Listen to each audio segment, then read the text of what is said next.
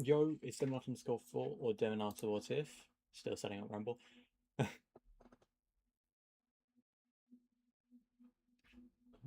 we go. Yo, it's Dominator on score 4 or Dominator What If with today's video on Magic the Gathering.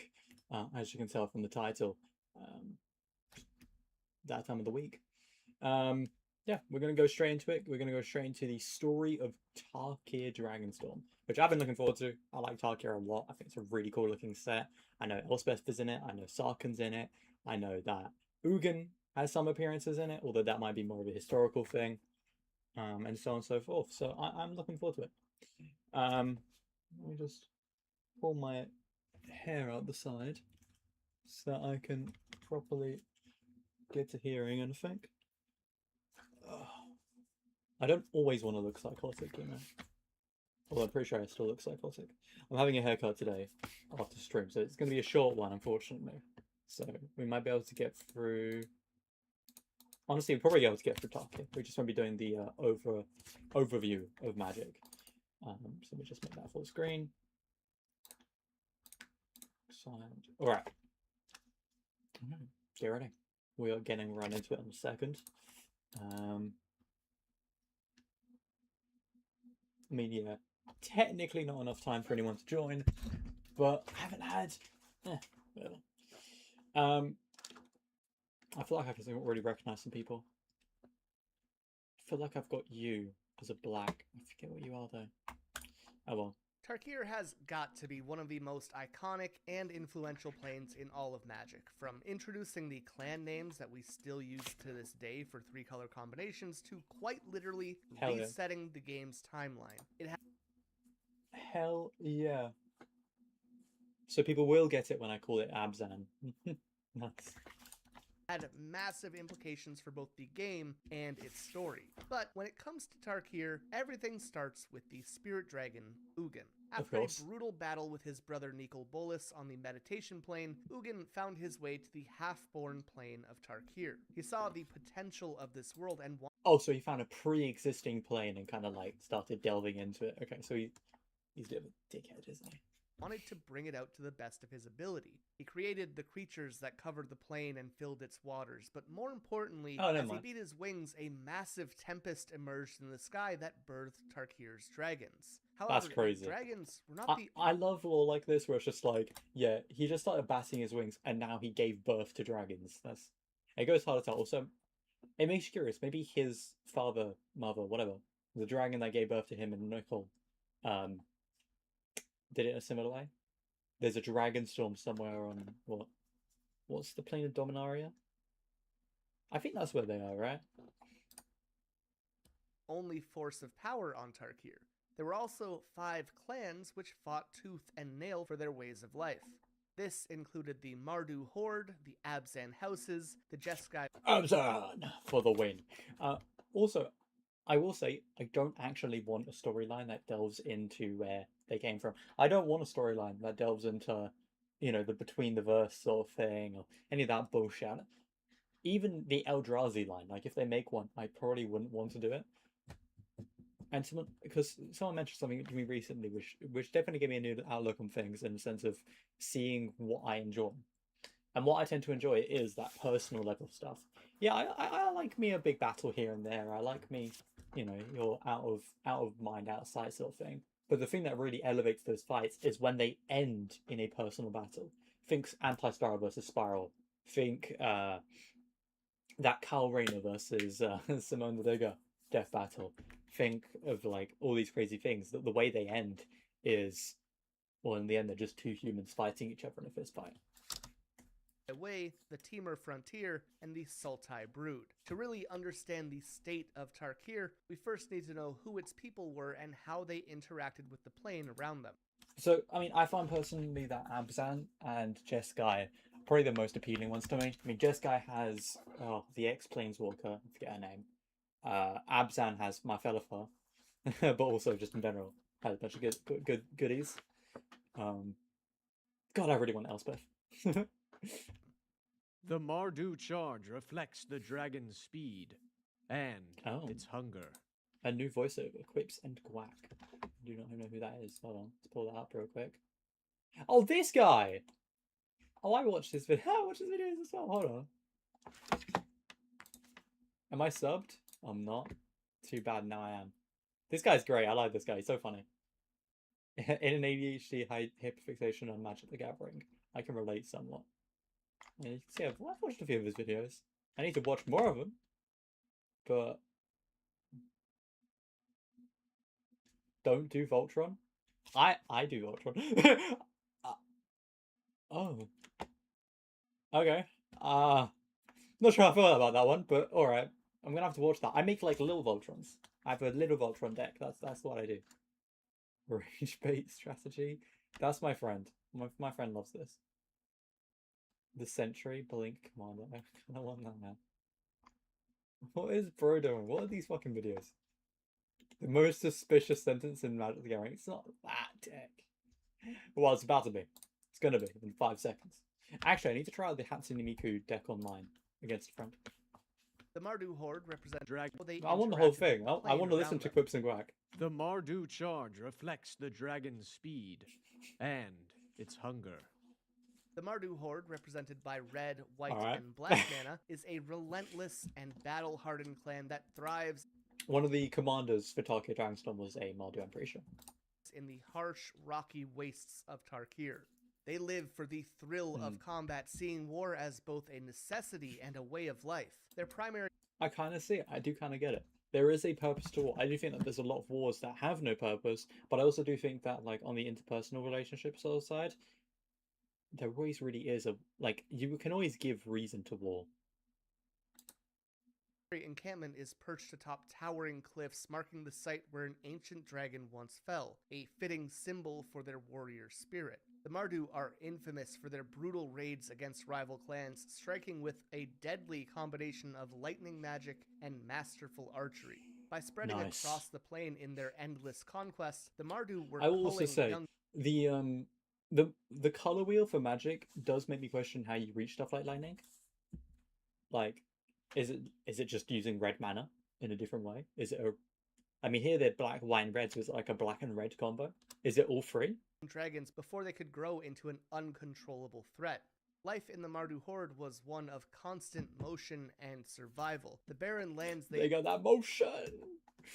I would kill myself offered now. very little in terms of resources, forcing them to sustain themselves through relentless raiding. Despite their chaotic and aggressive nature, the Mardu follow a strict warrior code known as the Edicts of Ilagra. A set of... I am aware of their codes.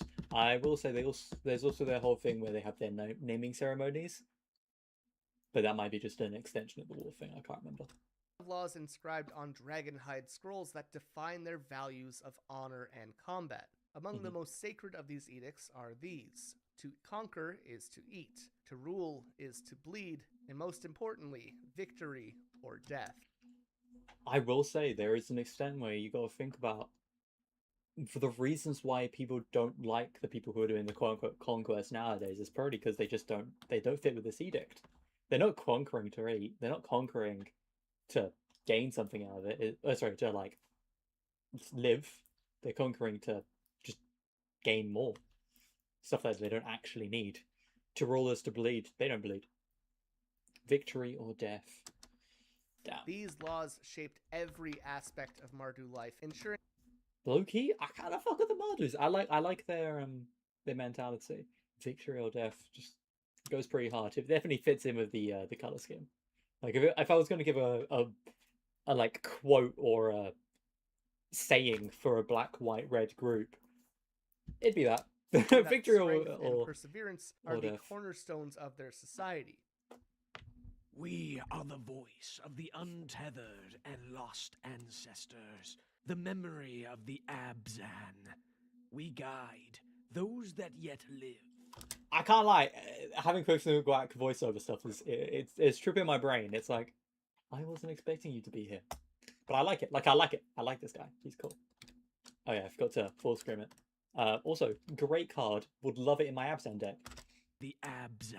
And houses based on white, black, and green mana are a resilient and disciplined people forged Yep. by the unforgiving desert plains of Tarkir. Their warriors fight in tightly coordinated units, embodying endurance and unwavering loyalty. Unlike the other clans who thrive on war and conquest, the Abzan prioritize stability and protection, ensuring that vital trade routes remain open. That's why they're my between the goats. clans. That's just why they're To my many, goats. the Abzan were considered. This is for sure why, for the Women's Day Secret Lair, they made it so that the Abzan felothar was the protective one.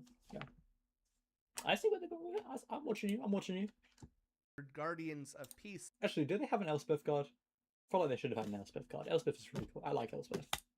Ensuring order amidst Tarkir's constant conflict. Life in the Abzan is built around the concept of family, which they see as the foundation of survival in the harsh desert environment. Every aspect of their society revolves around loyalty, duty, and kinship, with an unshakable belief that a strong family is the key to endurance. Addressing another clan member as family! You don't need logic when you got families! Oh god, it just reminds me of that one Star Wars meme where it's you've got Anakin Skywalker in some sort of some sort of spaceship, and next to him you've got Don Toretto in his car. You don't need oxygen when you got family. Sister or brother is a mark of deep respect, while disowning is amongst the gravest punishments imaginable. When someone is cast out, both parties perform a solemn ritual where their blood is thrown into the fire, severing all ties. These outcasts become pariahs, leaving them to carve out their own fate as mercenaries, wanderers, or exiles. However, their punishment doesn't... That's really cool. I like that a lot. It's just like, it's fully... You know, it's their culture. What am I on about? It's how they go about things. I fuck with it. In a community-based species like ours, it's just nice. Yeah. End in life. Without a family, their spirits are denied rest, becoming malevolent and restless in death. The kin tree is the heart of every. So I'm hearing that for an Abzan, if you get disowned, you need to lock in. You need to go rock hard. Your entire goal should be to create a new family, or to get re-accepted into your old family. So sounds like it makes sense to me. Abzan family, a sacred tree where their ancestors were buried and where they can carve their names onto its bark. Firstborn children, known as tree wardens, are responsible for tending to this living memorial, ensuring that their lineage remains strong. Meanwhile, younger siblings are free to pursue their own path, and when they establish their own families, they plant new kin trees, continuing the cycle. Very cool. It is interesting that the firstborn kind of is locked into something. In a sense, it's unfortunate, because it's like, oh, you're now going to be permanently protecting this tree. But, I mean, I do think it's wonderful to have something that everyone can strive towards. Spirits of the dead remain connected to the living. I'm honestly kind of jealous. And the Abzan have learned to call upon their ancestors to ask for guidance and protection. To strengthen this bond, they consume resin, sap, or amber from their kin trees, deepening the connection to those who came before. Please don't eat amber. Don't do it. You. Don't eat amber. For them. Despite their rigid family structure, the Abzan are pretty open to adoption, not only within their own people, but also among outsiders. After battle, they often take in orphans. I mean, it makes sense. If your whole thing is family, you're going to want to bring more people in. From enemy clans, Simple. raising them as their own. These adopted warriors are treated as full members of Abzan society, with many orcs even joining their ranks in this way. This practice ensures that the Abzan continue to grow in strength even after devastating conflicts, despite battle not being at the heart of their civilization like with many of the other clans. Yeah, but like the whole plane is all about war and battle. Like clearly, even so many of them are connected to it. However, while the Abzan do embrace adoption, they still remain deeply distrustful of outsiders. Although the Abzan houses appear to be unified, their political landscape is a complex web of alliances, rivalries, and power Sounds like a pain in the ass. No wonder Felothar's the main struggles. Never mind. While things within Never the mind. family can be very strong, different families constantly maneuver for influence, forming temporary alliances while working to weaken their competitors. However, all Abzan understand one undeniable truth. Yeah. Disunity is a death sentence. To survive, they must remain strong, and above all, they must remain together. Nice. The That's way very sweet. tells us we must strive towards unity of That is stunning. That is actually genuinely stunning. mind. Through shared understanding, we may yet put an end to strife on Tarkir. The Jeskai Way, wielding blue, red, and white mana, are a clan of disciplined martial artists, wise mystics, and thoughtful monks who dedicate themselves to the pursuit of enlightenment. Unlike the more war-driven clans of Tarkir, the Jeskai emphasize strategy, intellect, and precision, carefully planning their battles from remote mountain monasteries shrouded in the mist. Their warriors are as much scholars as they are fighters, blending physical prowess with deep philosophical insight. Scattered Airbending nerds. Okay. amongst the rugged highlands, each Jeskai stronghold serves as a sanctuary of learning, where different mystical traditions and combat styles are refined over generations. The Jeskai hold... I love how all of this is generation based. Like Absan, you've got your passage of just community and your family and all that other jazz. And with even with the Mardu in a sense, with their naming situation, with their mentality in war, they are day to day, but it is also like keeping them alive. It's all to preserve the future. And these guys, their scholarly nature definitely fits. a unique and profound understanding of reality, believing that the world is governed by unseen forces that only they can truly comprehend. Called Ugin. Their teachings, influenced by the dragon spirit Ugin, resolve I'm locked in. I know before they even said it. around the 6 fires of enlightenment, a mystical path that guides them towards ultimate wisdom. These fires represent different aspects of their existence. White soul fire, the fire of purity, discipline, and self-perfection. Red blood fire, the fire of passion, emotion, and raw energy. Blue mist fire, the fire of intellect, illusion, and adaptability. Black death fire, the fire of destruction, mortality, and forbidden knowledge. Green vital fire, the fire of life, instinct, and primal energy. And finally, colorless ghost fire, the transcendent flame that lies beyond all others, representing true enlightenment. While very clearly, this is meant to be their way of perceiving their color scheme. Got you. So this is how the magic colors work on this plane. Vital and death fire are considered to be dangerous and forbidden to the Jeskai. Mastery of the first 3 forms is believed to lead to an awakening, allowing a monk to finally grasp ghost fire, a mystical force that transcends color and form. Very this cool. secret knowledge passed down from Ugin himself sets the Jeskai apart from the other clans, reinforcing their belief that they alone hold the key to understanding the true nature of existence. It is kind of interesting how if Abzan and Jeskai combined, I feel like you'd get like a nuclear weapon. Like they're like the perfect combo. I don't think the Mardu quite fit well enough into it unless you're in like a war-torn area. But maybe, I don't know. Maybe the practice of electricity and that archery will help them combine the forces. I don't know. Under the guidance of Shu Yun, the Jeskai saw itself as Tarkir's memory, a group tasked with preserving knowledge of the plane's past. While others sought power through war and conquest, the Jeskai pursued wisdom, insight, and self-mastery, ensuring that the knowledge of generations would never be lost to time. Through their disciplined ways, they seek not only victory over their foes, but enlightenment This guy looks funny. He reminds me of Tylon. Beyond the physical world itself. The teamer... or the big guy from Dragon Ball Super. What's his face? Jiren. I'm trying to think of anyone else. I'll think of him. Believe 3 things only are needed. World itself. Wait a second. All of the other ones get like these beautiful what are they called? I forget what they're called, like dissertations? No. These beautiful ultimatums. And the teamer get just a couple of guys eating around a bonfire. Blue and red mana are compared to the physical world itself. The teamer believe 3 things only are needed in life. A hot fire, a full belly, and a strong companion. That means they want to shag. The teamer frontier, aligned with green, blue, and red mana, are a fierce and tenacious people shaped by the unforgiving... I swear they lit up the teamer sign when they were showing Abzan earlier, like at the very start of the video. It's like they highlighted Fatima. Arctic wilderness of Tarkir.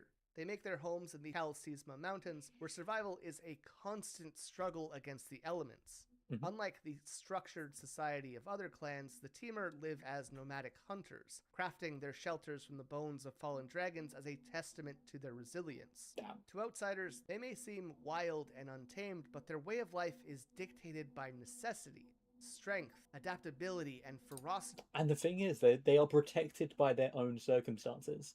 The fact that they have to be so resilient means that other people also need to be resilient to even attack them. Smart. Are their only means of survival.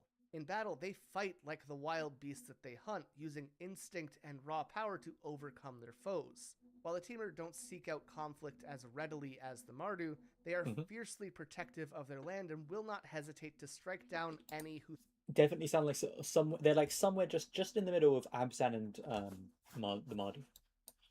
Threaten their way of life. The Temur are deeply communal, valuing family bonds above all else. Each family group, known as a clutch, is tightly Okay, they sound a bit too much like Abzan right now. knit, with loyalty to one's kin taking precedence over allegiance to the broader clan. However, all families recognize themselves as siblings in the greater Temur community, offering aid and protection when needed. At the head of the clan stands the first father or first mother, who is seen as the parent of all families and commands the same respect as a blood relative. Very fluffy. Despite this, true leadership in the Temur is not solely hereditary. Strength and skill dictate authority. The title of Dragonclaw is given to the clan's most powerful warrior, and as such they become a living symbol of the Temur's ferocity. Nice. Sometimes a They sound single very individual may hold both positions, embodying both the wisdom of a parent and the might of a champion. Among the Temur, every adult is a... Imagine being that fucking cool. Imagine being the... What's his face? Forgot his name. What's that Mongolian guy? Genghis Khan. Imagine being the Genghis Khan of the Temur, essentially. Warrior trained in the way of combat from childhood. The Temur see combat as an extension of survival. To fight is to live, and to live is to fight. Yet strength is not the only virtue that No, why does this one get like a special backtrack? Hold on. they revere. Wisdom and spiritual insight hold a sacred place in their culture. The clan's shamans, known as Whisperers, serve as living links to their ancestors, who they believe Freaky are looking. frozen in time, watching over them from beyond. These mystics understand... They just sound too much like Abzan. You know, there's very... The distance between being these guys and Abzan is like a step. It's the color, like the color red or the... What is it? The color blue? That's like the only thing that would separate them in my mind. ebb and flow of fate, their visions offering guidance in both war and daily survival. This sacred art of whispering, the ability to commune with time and memory, was passed down from Ugin, whose teachings continue to shape the Temur understanding of the world. Okay, so far... Hold on, what color is Temur? I think he said it, but I don't remember. Temur colors. Green, blue, red. Okay, so the blue is their connection to Ugin, their connection to their environment, their connection to like their knowledge, their keeping it in the family. Their red is their ability to war, the feistiness, the surviving in these hard times, and then the green is their community. Okay, but like they don't. They almost don't feel like their own thing. Maybe it's because I heard the other ones. Maybe if I heard about the Temur and then I heard about the Mardu and then the Jeskai, and then I heard about the Abzan, I'd be like, oh well, these fuckers just sound like the Temur, but I don't know. So long as I guess it's meant to point out how close. Again, another one that just doesn't have an ultimatum. Just like some random guy stabbing a monkey. death follows life, the supply lines of the Sultai will never be cut. And finally, the Sultai brood, Please don't eat dead people. connected to black, green, and blue mana, is a clan All of right. Ruth. I'm gonna guess community, necromancy, or like some sort of connection to death. And the blue is going to be their connection to Ugin. ruthless ambition and opulent decadence, ruling from ancient palaces nestled within Tarkir's steaming jungles. Unlike the other clans whose power is built on martial strength or spiritual discipline, the Sultai draw their power from necromancy, dark bargains, and manipulation. While they are seen as tyrants, slavers, and deceivers, their methods ensure survival in a world of ceaseless conflict. And despite their less I see why they do it. than ethical methods, they are often seen as wardens against the nameless horrors that lurk in the jungles of Tarkir. The Sultai's power is built upon a pact with the Rakshasa, demonic feline beings who granted them forbidden knowledge of necromancy in exchange for so instead of Ugin, it's a cat. Unspeakable debts. Well, dragons are just cats. These warlocks and sorcerers command legions of the dead, turning fallen warriors into mindless servants and ensuring that even death offers no escape from their rule. Yet, while many fear... I don't know, man. I'm not a big fan of that sort of thing. I think death is... I'm not religious. I think death is sacred, though. I think it has a place where it should be just left to be.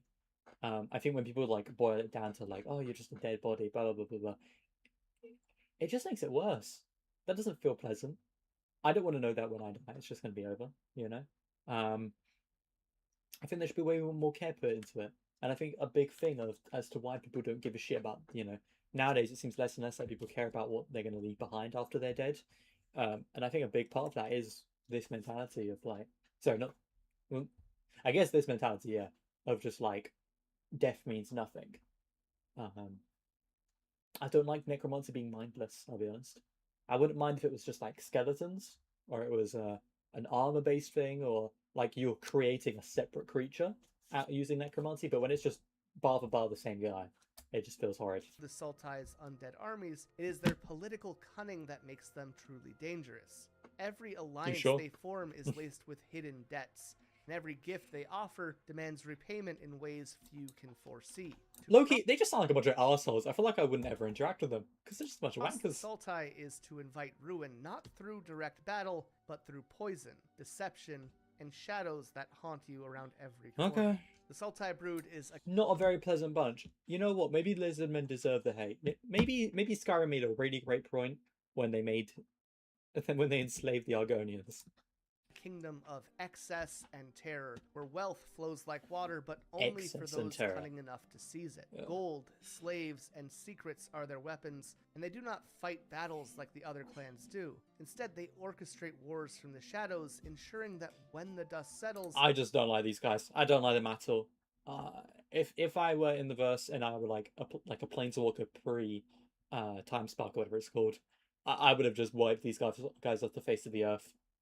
I feel like maybe you have to always have someone like this, but God, these guys sound terrible. It is the Sultai who remain standing, smiling from their jungle palaces as their enemies crumble into ruin. These five clans lived in constant war against Tarkir's dragons. That is, until Nicol Bolas got involved. I have a whole video on the history of Bolas and Ugin, which you can check out for more details. No, I believe we did watch this previously. So if you want to just go back into my playlist and just check that out, do feel free to. They are live streams, so you might have to nit and pick yourself. Maybe one day I'll just make one long video of me reacting to the whole thing and just edit it, actually. But I don't like editing, so probably not. But yeah, no. If this is just the Nicol Bolas' story thing, we have watched it. So I guess this is referring to when he. Oh, was it? Did he? I swear one of them. It was either Nicol Bolas or Ugin who just either destroyed the dragons or just took complete control over them. However, put simply, Bolas manipulated yes. No, never mind. I got it. Yasova. Yeah. All right, Dragon Claw, feeding her a false vision of a future where Tarkir was free of dragons, a time where the Temur would no longer need to live in fear of the beasts and instead could rule the plane themselves. Bolas told her that he only wished to destroy his brother and his hordes, and in that they could be allies. However, he needed her power. Yasova had the ability to manipulate wild beasts, and with her at his side, Bolas could challenge Ugin without the fear of losing. Just as he had in their first confrontation, Bolas held the advantage when they fought. He pushed his brother back into a corner and forced Ugin to unleash a deafening roar which summoned all of Tarkir's dragons to assist him. And then he took control over them. This army, Bolus had Yasova. With all these dragons gathered and ready to attack, Yasova sent a command into their minds, simply saying to kill Ugin. His creations turned against him and left Ugin vulnerable, and using this opening, Bolus attacked one final time, sending his brother crashing to the ground and leaving behind a massive chasm. Once again, Bolus had won, and in doing so he changed not only the fate of Tarkir, but of the entire multiverse forever. Alright, chill on the glaze. Was directly connected to Ugin's life force, and when he died, the Dragon Tempest faded along with him. This meant that no more dragons were being birthed onto the plane, and over the following centuries, those that remained were hunted down and killed one by the clans. Honestly deserved. Without the dragons ruling over Tarkir, the clans rushed to claim territory for themselves, many of whom even went so far as to embrace draconic magic to empower themselves. Oh, and is that... brings us to... I was literally about to say, is that how Sarkhan was born? Sarkhan Vol.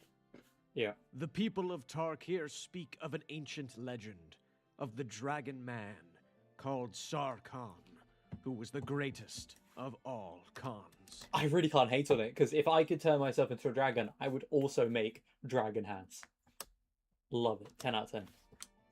Sarkhan began his life as a Mardu warrior with a talent for battle that allowed him... Who would have thunk? Who would have thunk that the red mana guy, who's half naked, was part of the Mardu? The people who are, commonly enough, half naked and use red mana. Him to rise quickly through the ranks of the Horde. He even became a general. Yet, despite his success, he was constantly seeking a higher purpose. Eventually, he abandoned the battlefield and ventured into the Kal-Seisma Mountains, where he joined the Whisperers.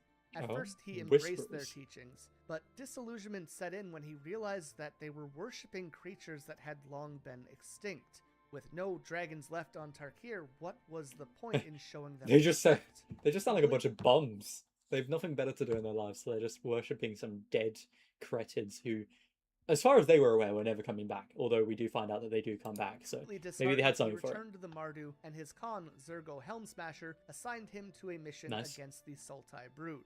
Sarkhan found himself locked in combat with the Sultai commander, but as he struck the killing blow, he was suddenly overcome by a powerful vision of an ancient dragon spirit. Overwhelmed by this experience, he sacrificed his own soldiers and unleashed a devastating surge of magic that obliterated the battlefield. So Nicol basically grabbed him by the testicles, did the old twister-rooney, and he fucking nuked everyone. What a knobhead. I still like him. I still think he's cool. I still think he's cool. Guy who can make dragon hands is already cool in my books, and all of his art looks amazing. So I'm still riding for this. Immense power of the dragon spirit coursed through him, igniting his planeswalker spark. From that moment, Sarkhan was no longer bound to Tarkir and could freely travel the multiverse. Sarkhan spent years wandering different planes and found his way to Alara, where he swore allegiance to Nicol Bolas in exchange for powerful dragon magic, allowing Sarkhan to assume a draconic form at will. With these... So is it just an obsession with dragons? Is that all it is? Or is it an obsession with power? And his idea of power is dragons because Nicol Bolas grabbed his testicles. New abilities, he could become the very being that he had worshipped on Tarkir. But despite gaining immense power, something inside him remained unsatisfied. Bro's fit, Loki. Holy fuck. His admiration for dragons stemmed from their uncompromising...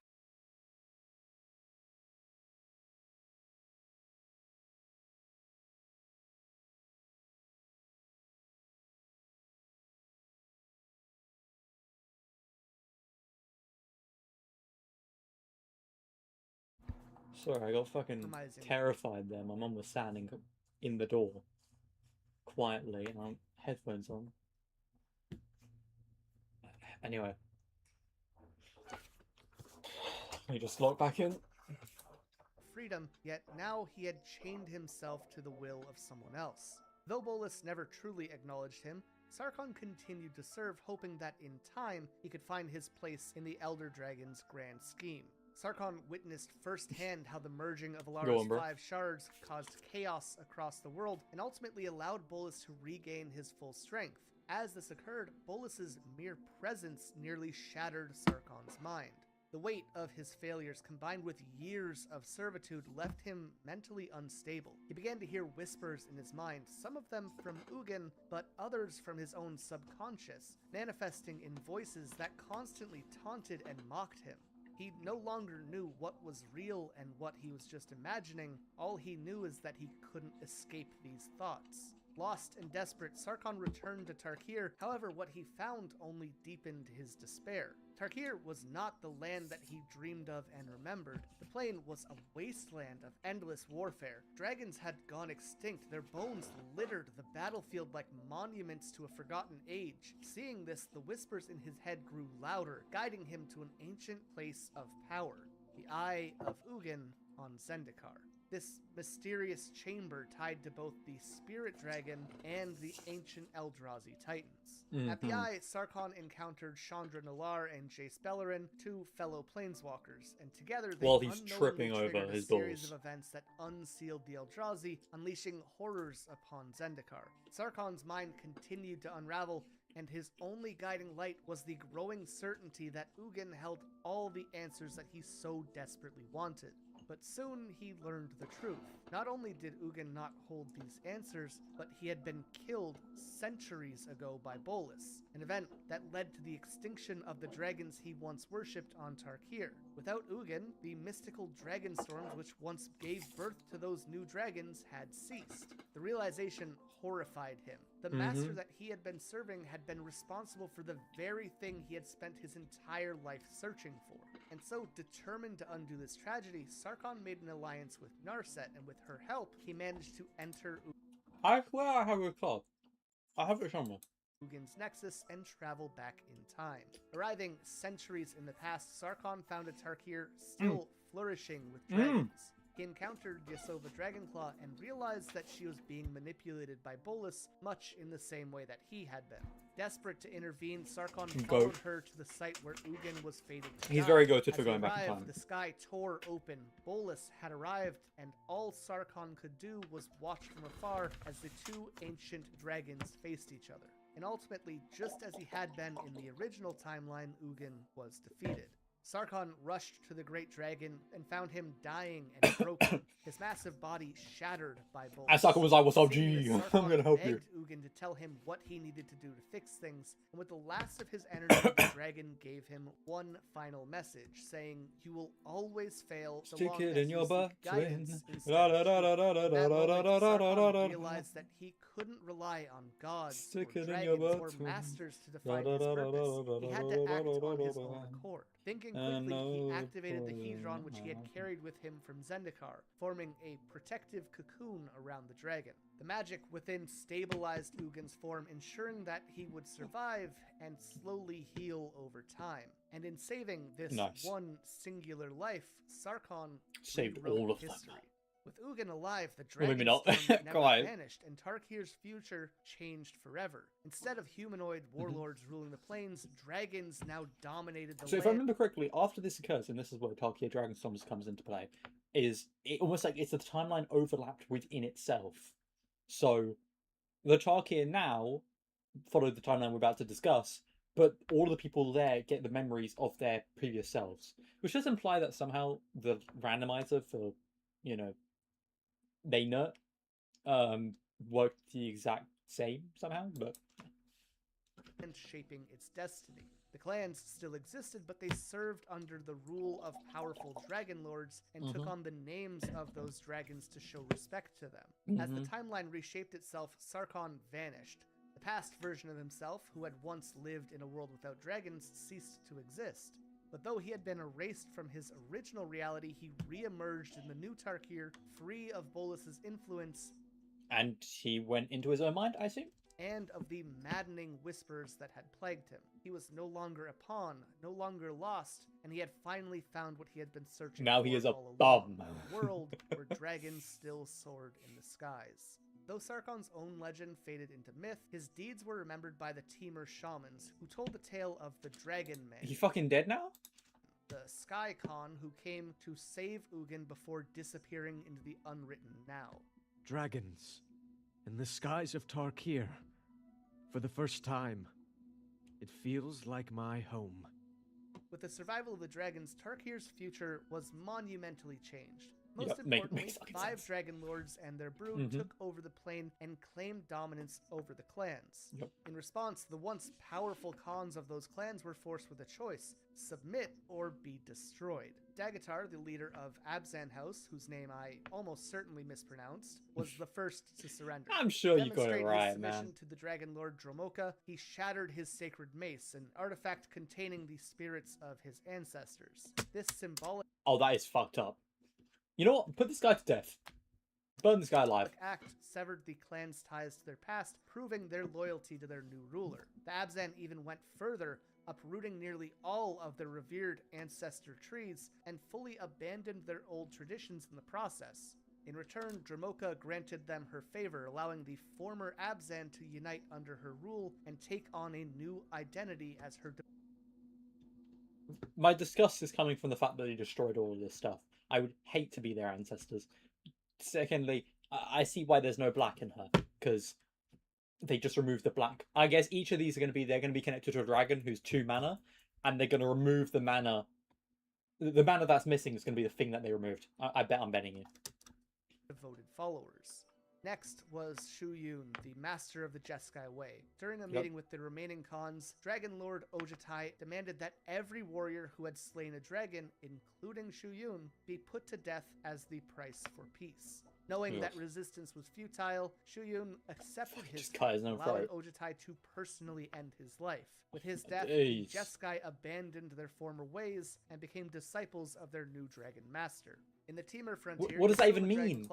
What does that mean? They're already under Ugin. Where the fuck is Ugin? Is he still healing, which is why all this happened? That Atarka cared for nothing but the thrill of the hunt and the consumption of prey. Realizing that direct defiance would only lead to their destruction, she devised a way to appease the gluttonous dragon. By offering a continuous supply of hunted beasts as tribute, she ensured that Atarka remained satisfied. As long as the people of the mountains provided her with food, she allowed them to share in her might and secured their survival under her brutal rule. For Alesha, Khan of the Mardu Horde, submission came in a different form, though. Oh, sorry, what was the color? Let's see. So this is a continuous supply of hunted beasts as tribute. She ensured that Atarka remained satisfied. As long as the people of the mountains provided her with food, she allowed them to share in her might and secured their survival under her brutal rule. For Alesha, Khan no card. All right. The Mardu Horde, submission came in a different form, though. She observed that Kolagon cared for only one thing: racing across the skies at exhilarating speeds. So I guess the white here is going to be that they're going to get rid of their order. Understanding her Dragon Lord's nature, Alesha commanded her people to follow in Kolagon's wake, embracing the unrelenting charge that had always... Okay, so they're just going to be chaotic. That's the idea here. ...always defined the Mardu. Together, they became a storm of warriors. They're losing what makes them special, the plains in a never-ending pursuit of their Dragon Lord. And finally, unlike the other Khans, Tassiger, the ruler of the Sultai brood, refused to kneel to the dragons.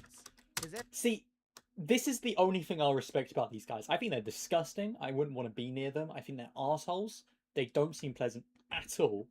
However, when facing these unstoppable forces of nature, spitting in its face is peak. Alright, you're in a magical universe. Go fuck that dragon up. Arrogance and ambitions blinded him to the inevitable, and for his defiance, Silumgar killed him and took... I do not care. Loki, you know what? Personally, I think he did the right thing. Fuck that dragon. I think he deserved it. I have no idea what the group... Yeah, I'm pretty sure green or red is missing here. And I have no idea what doing any of this would have done to remove the green or red. I guess removing the leader means that there's no more community focus on anything else.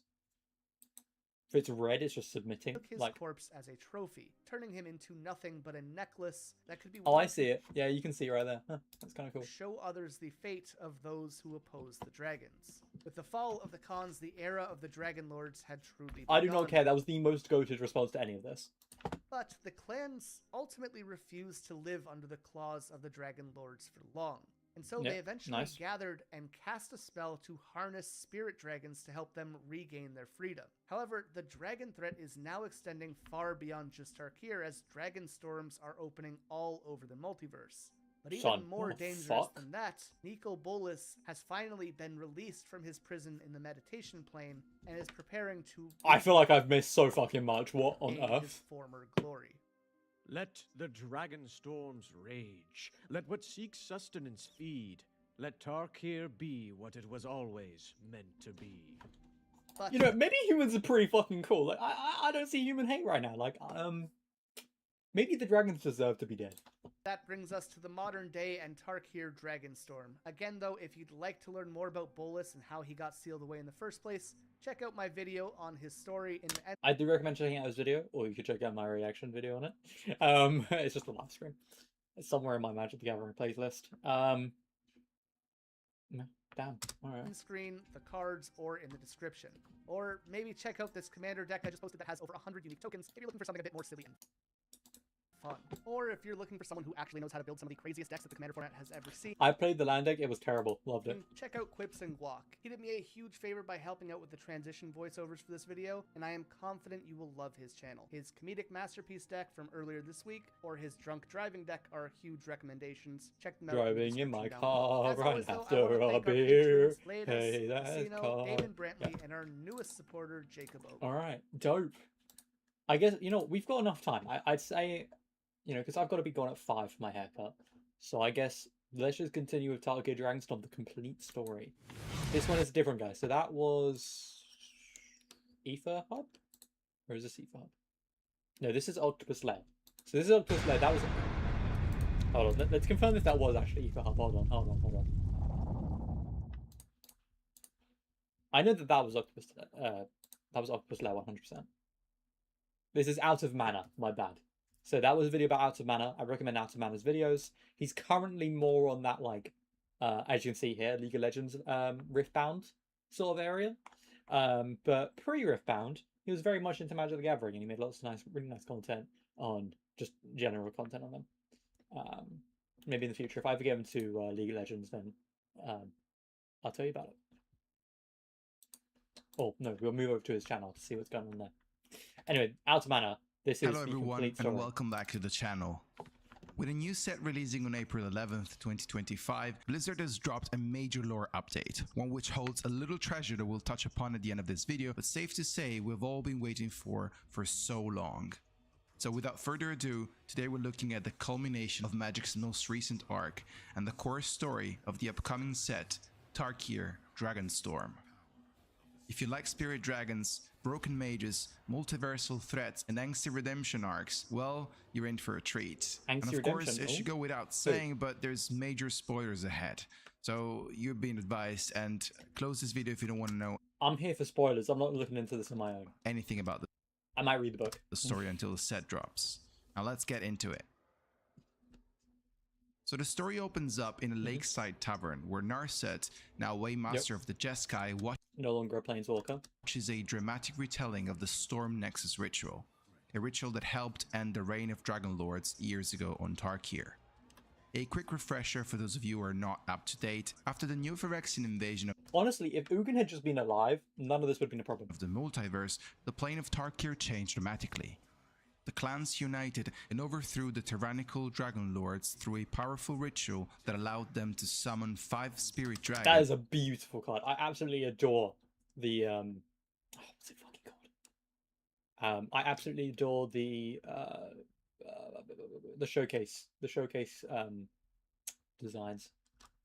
Dragon Lords through a powerful ritual that allowed them to summon 5 spirit dragons, each shaped by the essence of their own Khan. Also, it heavily implies that all the other dragons are just fucking dead. So only 5 dragons are alive now at this Dragonstorm. These spirit dragons defeated the elders and vanished, restoring some kind of balance on the plane. Baitor, the goat. But not everything stayed peaceful. Yeah, no Dragon shit. storms, Not or surprised. dangerous magical tempests, I have teaming, corroding, breaching. I have the green one. I might have the blue one. I don't think I do though. have continued to appear ever since, spawning new dragons and endangering everyone on the plane. as audience members Definitely unfortunate, but they do have their spirit dragons and they do have their own abilities. argue as over clan. whose clan really saved the day, Narset intervenes to correct the record, but before she can finish, a Jeskai messenger interrupts. Hey, I've got that card. I've got Planeswalker like 4 of them. Elspeth Terrell Elspeth the Goat! Yes, I like Elspeth. has arrived on the plane and is seeking an audience with the Waymaster of the Jeskai. Nah, please don't tell me that Elspeth becomes like part dragon or something. That would go hard as hell, to be fair. The story continues with Elspeth seeking Narset's help to understand and stop the dragon storms that are now spreading across really the want entire Dracogen- multiverse. The two meet aboard a Dracogenesis. Jeskai skyship, a moving temple of sorts, where Elspeth Yep, got explains one of the those too. growing threat. Suddenly, a massive dragon attacks. It bores through the hull, wreaking havoc on monks and students. Narset and Elspeth team up, driving the beast off. Oh god, I love these cards, man. They're so cool looking. I wish I pulled one of these from my collector booster pack. And the Jeskai Sky Warriors finish the job. Later, we see Narset reflecting on her responsibilities towards Tarkir and Elspeth's call. She eventually decides that while the Jeskai cannot offer official support, she herself will join Elspeth's mission. Very nice, Meanwhile, very nice. Definitely we better get than a lot glimpse of of other people. Taigam, a Jeskai monk who was This is cool. Hold on, who are you? Instant sorcery and dragon spells you control can't be countered by spells or abilities. Whenever you cast an instant sorcery spell from your hand, if Taigam Utachai Master attacks this turn, that spell gains rebound, exile it as it resolves. At the beginning of your next upkeep, you may cast that card from your exile without paying its mana cost. That is really nice. I feel like white, blue, and I'm not sure what the third color would be. White, blue, green, white, blue, black. Have some of the best cards. Like maybe best standalone cards or best beneficiary cards. Maybe like a white, blue, red deck would be perfect. Maybe I'll think about looking into making one myself. I think that'd be a really cool combo. You've got your Prismari, but you've also got these like crazy fucking cards from Tarkir, like this one. You've got Elspeth. You've got the new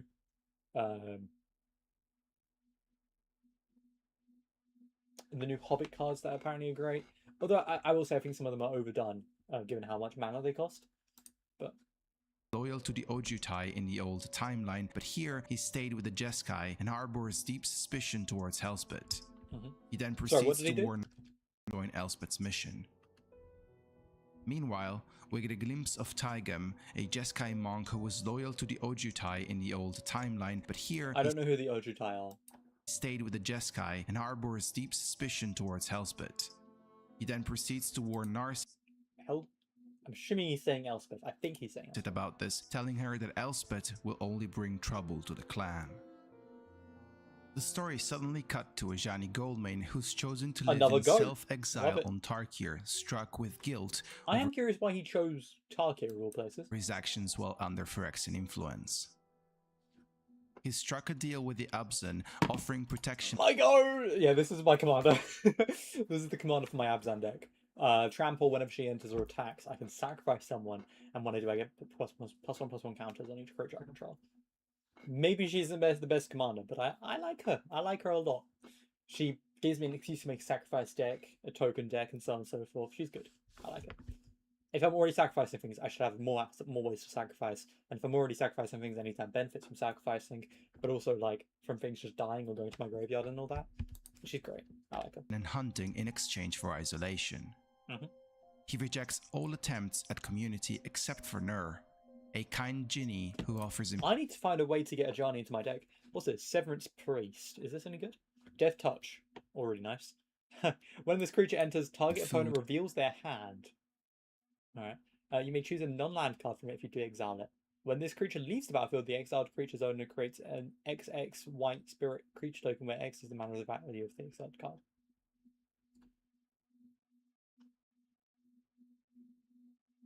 Okay. Alright. and conversation. Against his better judgment, It feels like it could be really good. I'm not sure how to abuse it though, that's the only problem. Ajani begins to open up. Elsewhere, If you could sacrifice it on your own, but it's not your card. we see Narset and Elspeth arriving at the Crucible of the Spirit Dragon, the site where the original ritual took place. There, they hear a disembodied voice. Those who seek will find a way. That was loud. Come to the temple truth awaits. At that moment, Sorry for the weird face. That was really fucking loud on my end. they're confronted with Sarkhan Vol, now sparkless and obsessed with He's alive now? restoring dragon supremacy. Oh shit. He believes the multiverse should burn in dragon fire for what it did to him. He attacks Elspeth, but she defeats him easily. It's not that deep, bro. I don't. Why would? You know what? Maybe I don't like Sarkhan. You know what? No. I'm not gonna backtrack just yet. I feel like that's a bit too fast. Later, Sarkhan, full of rage and despair, is approached by Taigam, who offers him a path back to power. Sarkhan and Taigam hunt a young dragon, intending to use it for a corrupted ritual. After a brutal fight, Sarkhan kills the dragon, rips out its heart, and bites into it, right as the ritual begins. For a brief second, he wonders if this was a mistake, but then the power takes over. Then he's proven correct. Meanwhile, Narset and Elspeth are captured by the Abzan, accused of trespassing. Elspeth wants to fight their way out, but Narset urges diplomacy. So they agree to attend a meeting of the clan heads, which quickly devolves into petty internal arguments. Suddenly, Ajani himself The go, Johnny. Firstly, secondly, average conflict. bursts in the meeting. He's seen a massive dragon, which he recognized as Sarkhan himself in his dragon form, leading a storm of dragons toward the Abzan. Peak. Despite the danger, the Abzan can only I really wish I got this version of felothar. I can't lie. I actually have felothar in a box over there. I need to remember to actually take it with me next time I play Magic, because I just have it stuck in the front thing. grants Elspeth and Narset free passage, but no military aid. The pair meet briefly with Ajani, who remains steeped in guilt and refuses to join them. Makes sense. And this is of course a very tense and emotional moment for both Elspeth and Ajani, whose story I've told in the Elspeth's video, so if you want to know more about that, I recommend you to check that out. It's so sad what happens. It really is. Their whole, these two have such sad stories surrounding them, and they're constantly getting, hit back and forth between it and being intertwined with one another. It's just so sad. It makes a man want to shed a tear. Following the trail of the dragon storms, Elspeth This is corroding Dragonstorm. and Narset find a temple within the storm. You can tell I've gotten this card at least twice. Inside is an omen path, and beyond it, the meditation realm. The place shit. is an intricate maze of illusions, which Narset thinks must be hiding something. Yeah, Ugin. There, they find Jace Beleren Never mind, fuck me. Oh. carrying a sleep-induced loot. But how did they get here? Why are we still here? Just to suffer. It is Narset who eventually pieces it together. Loot's mind contains maps of the multiverse and the omen paths connecting the various planes. It is this map that Jace followed to get here, perhaps in search of something deeper, something that, until that moment, had been hidden away from the rest of the multiverse. Oh, he was looking for Nicol Bolas's body. That's it, I got it. He's going to use... Dragonstorm's story takes on another detour here, as we jump back briefly to the moment when Jace and... Sorry, let me just say this. My assumption is that he's finding Nicol Bolas's body so that he can either create his new universe or to do some other bullshit. Vrashka arrived on Tarkir, hopeful about building a future to... Wait, Vrashka's alive? I thought she got clapped. I thought she's fucking dead. Alright, I could have sworn that after they both became planeswalkers, when she was a planeswalker, someone killed her. Was it the white, black, blue? No. I think the one who runs that one guild, the Assassin Guild. No, not Assassin Guild. The Commerce Guild, and is an assassin. Together. That planeswalker, I forget the name. However, we also see them arguing about their supposed role in shaping the multiverse after New Phyrexia has been defeated. Vrashka wanted peace. Jace wanted to fix things. And for the blue-centered planeswalker from Rin, that meant saving the entire multiverse. He wants to fix it, and she wants to just take a fucking break. she wants to have a kid, she wants to settle down. In the present, Narset urges everyone to let go of linear logic to find a way out of the illusions of the plane. They then clear their minds and the meditation realm reshapes. I'd be so cool, bro. This is actual hell. My brain doesn't register things in this way. It's too strict with itself. Shapes itself, revealing Ugin and Nicol Bolas intertwined, forehead to forehead in magical stasis, with Ugin appearing weaker and exhausted. Bannerman, we have a deal. Mutters the spirit dragon, So fucking loud. I wish they had like a little mute bomb appear whenever he did that voice. Goddamn. scoldingly. It turns out Jace helped faking Bolas's death at the Let's, end of the turn War down of a bit. Spark story arc, leaving Hold on, just move my mouse out of the way. only he and Ugin to know Bolas had actually survived the Great War on the plane of Dominaria. Mm-hmm. As everyone panics, Jace teleports to That is a beautiful art. Ugin Goddamn. horns and grabs the spirit gem. Elspeth and Narset attack, thinking he's trying to release Bolas. But Jace insists he is not here for Bolas.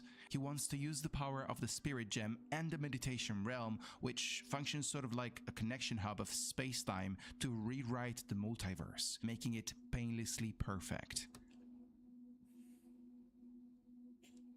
The problem is, when we feel pain, we grow from it. When we feel pain, we take a next step in life. You can't progress without feeling something. So while it is sad that these things happened, they are necessary. They happened. You have to accept it and continue on with your life. If you have an easy route that can fix it all in a way that, like, it's reasonable, then yeah, sure. Like, if you're able to just stop certain people from dying, or this or that, or this or that, and somehow that doesn't go on to make more issues, then maybe take that step forwards. But otherwise, you shouldn't. It's just not necessary. You shouldn't do it. I understand when you have a loved one that you've lost, reason kind of goes out the window, but still. Rashka arrives and tries to stop him, but it's too late. Jace uses the gem's power She arrived late because she was too busy pretending to be a cowboy earlier. as he tries to project his mind of a perfect world into the meditation realm, which would then branch onto the rest of the multiverse. Ooh. But alas, Sorry, I like the idea. I don't like the fact that he's doing it, but I like the idea. he's only human and cannot hold so much power. Why keep yourself as a human then? If your goal is to do this, then why not create your body, change your body so it becomes a more suitable host for these abilities? He utterly fails, causing Bolas's prison to break. As the meditation realm fractures, Jace disappears into darkness. He's very good at disappearing, In that's a for sure. state of generalized panic, everyone escapes back through the Omen Path to Tarkir. Mm-hmm. Outside, the sky is black with dragons. At the center is Sarkhan, now fully transformed and controlling the dragon storm. Rashka escapes with loot, casting a camouflage spell and disappearing for the rest of the story. It's Narset valid. and Honestly, I get it, man. I get it. Elspeth stay to fight. The battle is absolutely brutal. Imagine your husband just fucking decides to blow up his own brain. All that jazz. But just I when don't. things I will say I'm not the biggest fan of the fact that he's using these AI arts. Surely there is some actual like art of it. seem lost, Ajani and the Abzan reinforcements arrive. And the Leonine Planeswalker, finally stepping out of his guild, jumps into battle, saving Narset's life. Goated. Sarkhan I love continues Ajani, his man. insane monologue, declaring his intent to bathe the multiverse It feels a bit odd that they're showing the human form when we know he's in the like crazed dragon state. in Dragonfire for what it did to him. He attacks Elspeth, but she's saved by Narset and Ajani. Then, Ugin appears. Enough. The Elder Dragon's voice says, It's still too loud, but I can handle it. at once calm and thunderous, like a primordial storm. No, I was going to say Sarkhan something. unleashes his fire. It does absolutely nothing. Ugin retaliates with gossip. Yeah, you're going against the guy who accidentally birthed the dragons you worship. Accidentally gave birth to the process by which you gained your powers. Like, you're not going to be able to compete, man. Fire, reducing Sarkhan's dragon form to ash. Damn. Wait a second before going crazy about it. We've got confirmation Sarkhan is somehow not dead, just defeated. Fuck you mean he's not dead? He just got ghost fired in the face by fucking Ugin. Did he actively not kill the guy? I mean, he does have a track record with not killing things. To be fair. God, are you serious? How's he alive? by Ugin. The same Ugin then promises to bring the dragon storms back under control, but then he says something we've all been waiting for 6 years now. I'm locked in. What's happening? Marvelous is free. Motherfucker. God damn it. As the dust settles in a very brief epilogue to this story, a silver lake forms, and from its surface... I don't even know where this could go with Nicol Bolas. We're not in blocks anymore, so there's no, like... How are they going to build up for it? I truly wonder. A blue cloak rises. Jace then In a still satisfying way. but what has he... Sorry, to clarify, I mean in a satisfying way. I don't know how they're going to be able to progress the story. become? That's a story I'm afraid we'll have to look at some other time, folks. Because Tarkir Dragonstorm's story... I'm going to touch you. Here. Alright. Anything else in the end? Or is it just thoughts? Alright, thank you so much for joining me. Alright, no thank you. Thank you for the video. So that was the complete story of Tarkir Dragonstorm. Yeah, that's kind of it for today's Magic the Gathering stream. Let me know if there's anything you want me to look at, if there is anyone passing by. Just anything Magic the Gathering you want me to check out. I will be doing this video next stream. I don't have the time for it. I'm getting a haircut later, so I can't give the 2 hours it's going to take me to go through that video. It's 80 minutes, but it's going to take me longer. I'll just look around. Maybe I'll go for a deck or something while I wait. Give it 10 minutes. Give her about Scott and Moxfield though, while we think about it. But it was certainly a story. I'm glad I watched it. I definitely was looking forward to it.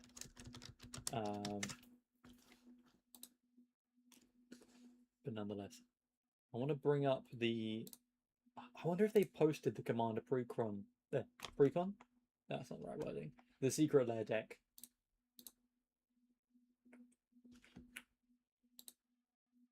Oh well. Decks or public decks?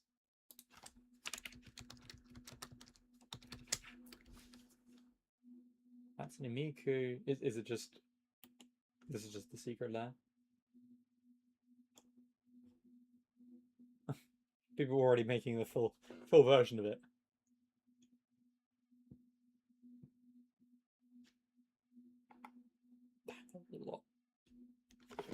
Okay, I think this one will work. I want to have a quick peek through it while I think about that. Oh, I don't like this layout. Hold on. Let's visual spoiler. Yes, that is what I want. All right, so we've got Miku sung for the people. That's Selesnia's voice. Hold on, can we bring that up bigger? So Miki sung. It's a nice card. It's very pretty. I can't remember who. Tristani's the black mage, right? Selesnia's voice. Oh no, it's this. Yes, it's this. Okay, yeah, no, this is the trio, the sisters, the very clearly inspired by the Sisters of Fate characters. Got you. So Selesnia's voice is the three of them together, whereas this one is just Hatsune Miku. All right, I mean I can see why they chose it. So this is the commander. So whenever another creature you control enters, you gain life equal to that creature's toughness. So this is going to be a high toughness deck, I'd assume. Just looking immediately, you've got that. This is, Johnny's a 2/2, but 5/5, 3/5, 3/3, 4/4, 4/4, 5/5, 1/4, 12/12. Goddamn. All right. I mean, it's good. It's nice to have just out already and just constantly be gaining life. I wouldn't mind this card in general for my felothar Dawn of Abzan deck. I'm not sure what I'd replace, but nonetheless. Ajani's Pridemate is probably the one I'd want the most out of all of this. I mean, obviously I can just buy it for cheap, but mainly because whenever it gains life as... No, this is the wrong card. Sorry, I was thinking of the one where whenever a creature enters, you gain life. It's surely somewhere here. Zuko Redeemed. I've got that in a Suki deck. I can't read that. I can't lie. Hold on. Few details. Show normal text, please. Vorin collects Voice of Hunger. Trample, whenever you tap a land for mana, add 1 mana when you tap that land. Reduced, whenever an opponent taps a land for mana, that land doesn't untap during its control's next untap set. Okay. So a dick move. Got you. Also, side note, looking on the Secret Lair site on how the Hatsune Miku deck is going to be printed, I'm not the biggest fan of what they're doing. Because from my understanding, they're only making a few of the cards actually Hatsune Miku related. The rest of it is all the like normal cards, the normal printings. Hatsune Miku Secret Lair deck. If I just bring it up real quick. Side note, the fact that I'm going to have to spend £149 on this if I try and buy it is atrocious. Maybe it's like got high value, but like $149 is a lot less than £149, but I would have to do it in pounds because I'm British. I live in the UK. Kind of what happens. But if I look through this real quick, Tristani Selesnia's voice, like the first few, the first 5 cards are all Hatsune Miku related, which I like. I think it's Soul Warden. Yeah, Soul Warden's the one I want the most. But the rest is just normal cards. They've just taken the normal cards and they've just chucked it in here. I do hope that this is just like, oh yeah, because these are spoilers, they're not going to give us the rest of the information.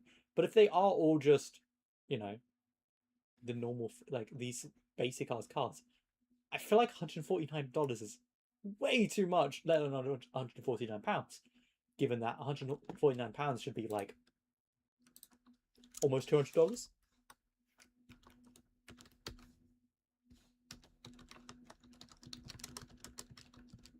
Give that a look really quickly. Yeah, no, $202.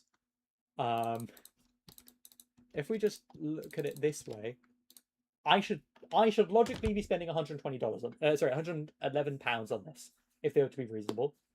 Even if you upscaled it for like costs of shipping, it's a deck box. It's not that expensive to ship. It would cost what, like tops, absolute tops would be £20, but that would be for like a big stack of them, like a big box. A case of these would probably cost them like what,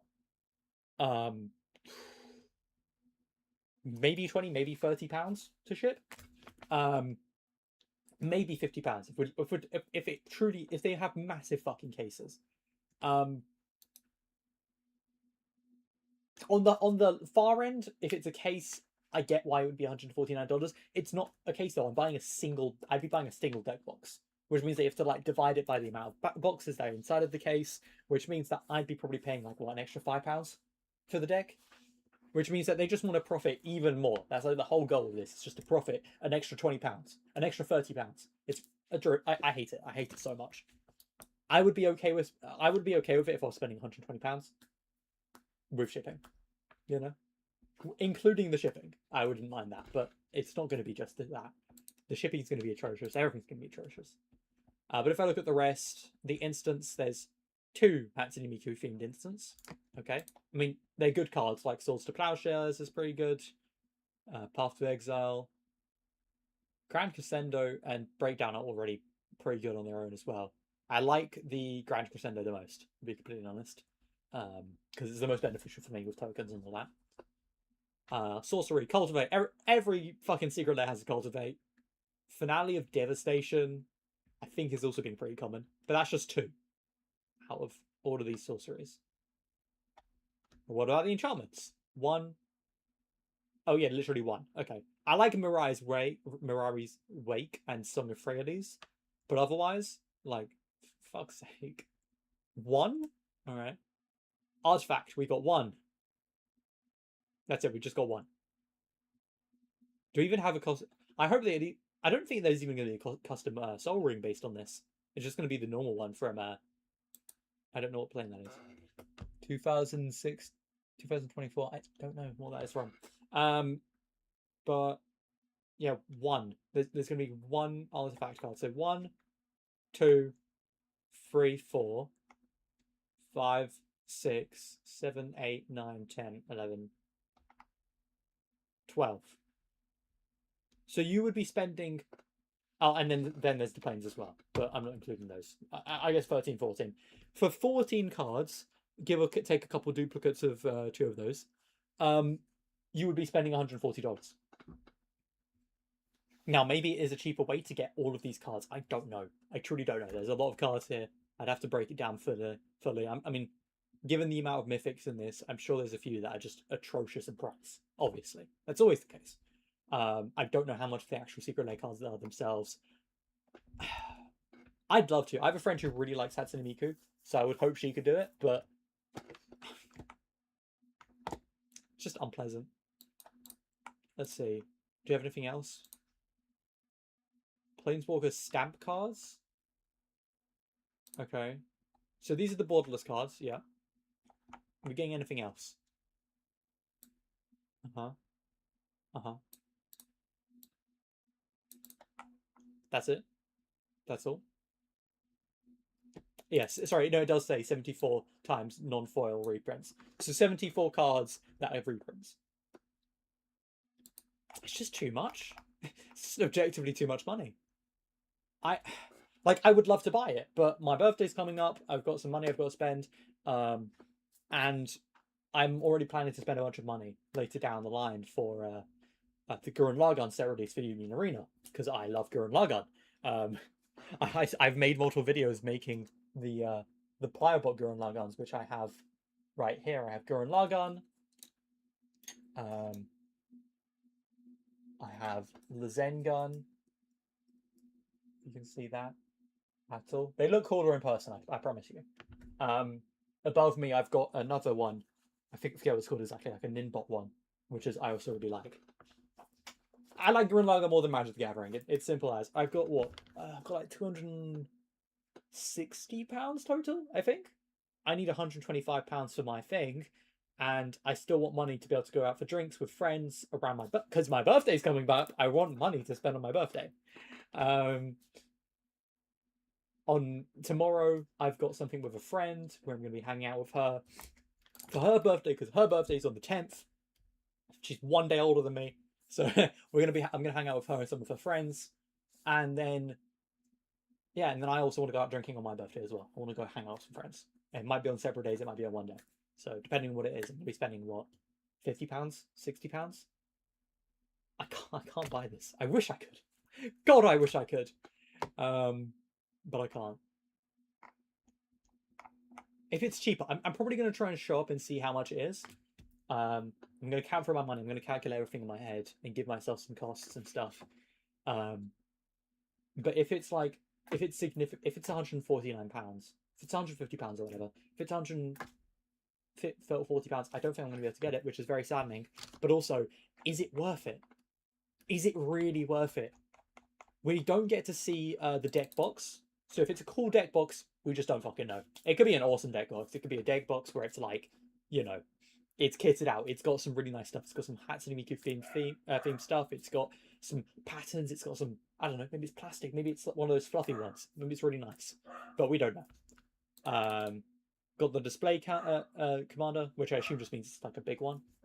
Who cares? We got the double-sided tokens. That's nice. Whatever. They're basically nothing, though. They're like 2p each or something. And then the commander deck. It's just too much. Anyway, I'm still going to try out the deck. I'm going to see it for myself, see how good it is. I mean, there's some cards that I've had an eye out for in this deck. So it would never be a complete loss, just automatically. Like Heaven Sent Marvel or Archangel of Fane or whatever it is. I can't see it. Archangel of Foon, which is the Archangel of Toon here.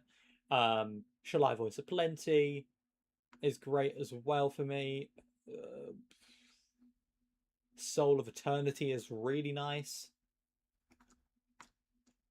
A Blossoming Bug Beast. I've already got one, but if they had like a, I don't know, a different reprint, that might be nice. A new Soul Ring would be cool. And so on and so forth. Like, they aren't necessarily bad cards. You can see here that the way that this person's done it, it's come up as the actual price in USD with any printings is €195. There is the value, but is it worth it? Could you not just wait it out? Could you not buy the singles individually? Could you not wait for it to be in the secondary market for less or something? I don't know. It does sound like I should just buy the cards I think are nice. The cards that I think can fit my deck, I should just buy them in like their most basic of basic prints. You know, buy Shaliva Voice Plenty just normally. Obviously there are some that I can't and I won't be buying. But anyway, no one mentioned anything about me watching anything specific. Ignore that, that's JoJo's. I'm gonna leave this video, the entirety of the Magic the Gathering story in 80 minutes, for next week on Friday. I've got a schedule. I'll bring it up real quick just to refresh minds. If anyone wants to check that out. It looks terrible, I know. But yeah, Saturday, Sunday. I haven't said anything yet. Tomorrow I'm going to be out drinking, so I might be doing the stream earlier. Sunday is the 9th. I don't think I've got anything going down there. 10th is my friend's birthday. She hasn't invited me out for the specific birthday, just for a night out on Saturday. Tuesday is my birthday, so the evening is going to be a little bit cut off. And then on Thursday I've got something else going on. So the things might change on those days. But otherwise, I'll be streaming every day from 3 p.m. Hopefully on time. Maybe a little bit later, maybe a little bit earlier. And depending on what's going on, I might do it a bit earlier. Have a great rest of your evening, afternoon, morning, night, whatever it is for you.